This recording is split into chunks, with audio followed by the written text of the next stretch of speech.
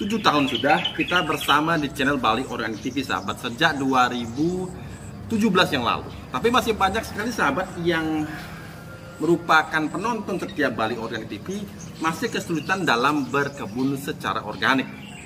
Sebenarnya sahabat, kunci sukses untuk bisa berhasil dalam berkebun organik itu hanya ada beberapa hal. Itu 1, 2, ada 3 hal sahabat. Hanya ada 3 hal yang perlu saya perhatikan dalam berkebun ataupun bertani secara full organik. Dan apa saja ketiga hal tersebut?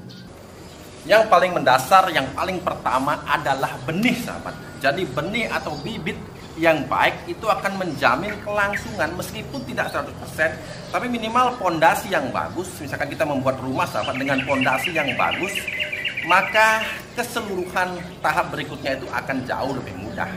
Bagaimana cara mendapatkan benih yang baik? Beli sudah sering tekankan sejak tahun 2017 di channel ini. Belajarlah untuk mulai mengembangkan benih organik sendiri. Karena karakter benih organik itu akan berbeda dengan karakter benih yang sahabat biasa beli, sahabat yang biasa sahabat dapatkan di toko pertanian. Bila sahabat mengembangkan sendiri, sebagai contoh sahabat, ini adalah tanaman sawi. Beli sering katakan, sisakan beberapa batang pohon tanaman yang terlihat unggul. Sahabat bisa perhatikan sendiri, tanaman sawi ini tingginya luar biasa, mungkin 1,5 meter tingginya sahabat.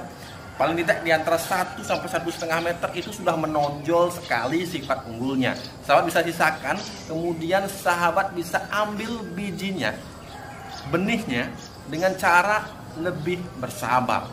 Jadi sahabat mulai untuk sekarang belajar bagaimana cara kita mengembangkan benih sendiri, lebih bersabar, mendapatkan benih dengan proses dan jangka waktu yang lebih lama, sehingga nantinya benih yang sahabat gunakan di kebun organik adalah benih yang sudah beradaptasi terlebih dahulu, bahkan sejak keturunan-keturunan sebelumnya. Ini sering sekali beli bahas di video-video bertahun-tahun lamanya di Bali Organik TV. Selain itu juga ketika kita mengembangkan benihnya, kita mulai menyemai, jangan lupa untuk menggunakan hal-hal yang bisa menunjang pertumbuhan dari benih itu sendiri. Beli sering contohkan penggunaan seed activator, ini sangat efektif sekali dan sudah dibuktikan oleh sahabat-sahabat di seluruh Indonesia. Kemudian yang berikutnya adalah permasalahan kompos. Nah, kompos seperti ini sahabat, kompos padat, ini sangat penting sekali untuk kita miliki. Jadi paling tidak sahabat bisa membuatnya sendiri atau membelinya, itu terserah. Yang pasti harus ada kompos padat seperti ini. Dan bagaimana kalau susah mendapatkan kompos padat seperti ini? Tidak selalu tersedia di tempat saya. Nah, sekarang ditunjukkan. Bila tidak selalu tersedia kompos padat, sahabat bisa mengakalinya dengan menggunakan kompos cair seperti ini. Cara membuatnya sudah beli tayangkan di video sebelumnya, jadi silahkan tonton video yang ini sahabat ya. Karena apa? Karena kompos cair seperti ini bisa membantu sahabat di perkotaan yang kesulitan untuk bisa mendapatkan kompos padat secara berkala. Jadi pembuatan kompos cair seperti ini hemat tempat, kemudian juga tidak akan mengganggu hubungan pertetanggaan karena aromanya juga tidak separah pupuk organik cair mungkin yang dengan bahan-bahan yang dimix seperti itu. Karena ini sejatinya adalah merupakan kompos, proses dekomposisi akan tetapi menggunakan lebih banyak cairan dan bersifat lebih basah. Sehingga cairan bernutrisi hara seperti ini bisa menjadi alternatif dalam membantu sahabat di perkotaan yang mungkin kesulitan dalam berkebun secara organik. Yang ketiga adalah kurang siapnya dalam mengatasi serangan hama. Banyak sahabat yang sudah bersiap dalam menanam secara organik, bertani secara organik, tapi gelagapan ketika menemui hambatan berupa serangan hama, penyakit di kebun organiknya. Ini menimpa beli sendiri. 10 tahun lebih beli berkecimpung dunia pertanian organik. Yang paling mengganggu adalah ketika musim sedang tidak pasti seperti saat ini, musim hujan ekstrim, hama kadang-kadang membludak. Dan ini menjadikan kita kadang tidak siap. Jangankan sahabat beli saja, sampai detik ini sahabat juga masih berkutat dengan masalah yang sama.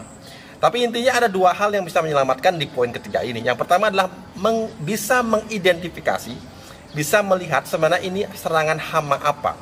Sering di kolom komentar, beli melihat sahabat masih bingung, beli tanaman saya gejalanya seperti ini, beli tanaman saya daunnya seperti ini. Jadi masih banyak yang belum bisa mengidentifikasi seperti apa sebenarnya hama itu, bagaimana serangannya, dan apa jenis hamanya, apa jenis penyakitnya. Kalau sahabat bisa menguasai poin pertama ini, sahabat, ini bisa menyelamatkan kita menuju ke poin yang kedua, yaitu memberikan formula yang tepat untuk setiap serangan hama dan penyakit. Sebagai contoh, bagi sahabat yang tanamannya menguning kemudian bercak-bercak, banyak sahabat yang bertanya kepada beli, pestisida apa beli yang bisa saya gunakan? Sebenarnya bukan pestisida apa yang bisa saya gunakan, tapi pertanyaan yang tepat adalah fungisida jenis apa yang bisa saya gunakan, dari bahan apa beli. Nah, karena serangan hama itu dari serangga dan kemudian serangan dari cendawan atau jamur itu memerlukan dua formula pengendalian yang berbeda. Jadi pertama identifikasi dulu penyakitnya, kenali penyakitnya, kemudian kita baru beralih mengenai cara menanganinya dengan formula apa. Bagi sahabat yang bingung, di tempat saya tidak ada bahan beli, pastikan sahabat mendapatkan formulanya, mendapatkan jalan keluarnya dari kebun organik sahabat sendiri. Jangan dulu buru-buru ke toko pertanian membeli pestisida nabati organik atau lain sebagainya, sahabat. Pastikan dulu apakah di kebun sahabat itu ada formula yang bisa kita manfaatkan. Sebagai contoh, banyak sahabat yang bingung, di tempat saya tidak ada beli bahan yang bisa saya gunakan sebagai pestisida nabati. Yakinkah itu? Sebagai contoh, rumput hijau saja, sahabat, di musim hujan ini melimpah, itu kita campurkan dengan garam, kemudian kita ambil airnya, kemudian kita semprotkan pada tanaman, itu sudah bisa membuat beberapa jenis hama itu tidak betah di kebun organik kita. Sahabat bisa buktikan sendiri, dan bagaimana cara membuatnya akan beli kupas di video berikutnya. Jadi bahan-bahan yang sederhana belum tentu tidak tersedia di kebun organik sahabat. Efek angin kencang dapat rezeki nomplok lagi hari ini. Nah, oke sahabat, cukup sampai di sini video beli kali ini. Mudah-mudahan video kali ini bisa bermanfaat.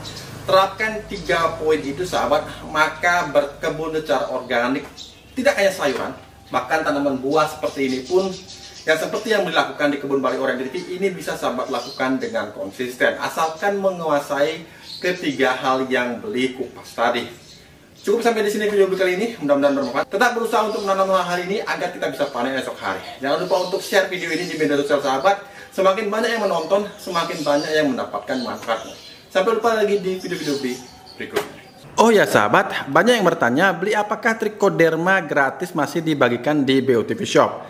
Jawabannya adalah masih, sahabat ya. Sampai hari ini bagi sahabat yang mengambil 2 dekomposer masih mendapatkan gratis 1 botol Trichoderma Monster Tricho. Jadi kemasannya benar-benar kemasan yang di botol ini, sahabat ya, bukan kemasan dalam plastik. Jadi silakan saja, mumpung masih tersedia stoknya di hari ini.